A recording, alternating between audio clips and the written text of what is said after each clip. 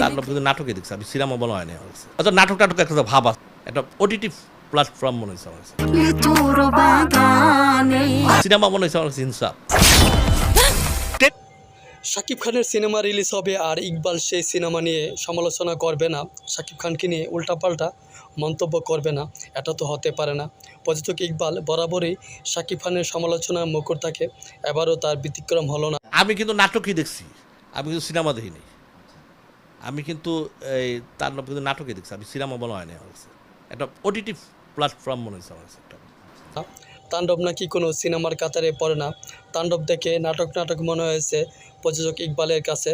ইকবালের ভাষ্যমতে তাণ্ডব হচ্ছে নাটক আর সিনেমা হচ্ছে ইনসাফ। সাবিলা নূরকে নায়িকা হিসাবে একেবারে বেমানান মনে হয়েছে ইকবালের কাছে। ইকবাল বলেন, টেলিভিশনে যাকে আমি ফ্রিতে দেখতে পারি তাকে আমি কেন বাই টাকা দিয়ে টিকিট কিনে কেন দেখব?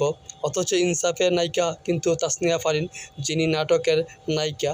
তাহলে সাবিলা নূরকে তার আপত্তি হওয়ার একমাত্র কারণ হচ্ছে শাকিব খানের নায়িকা বলে। তার তো আবার শাকিব খানের সব কিছুতে অ্যালার্জি আছে, নেটিজনরা তাই মনে করেন। তবে ইকবালের সমালোচনা করলেও তাণ্ডব কিন্তু ভালো ব্যবসা করে চলছে। একদিনে সর্বোচ্চ সেলের তথ্য সামাজিক যোগাযোগ মাধ্যমে শেয়ার করে নির্মাতা রায়হান রাফি বলেন, তাণ্ডব থামবার নয়।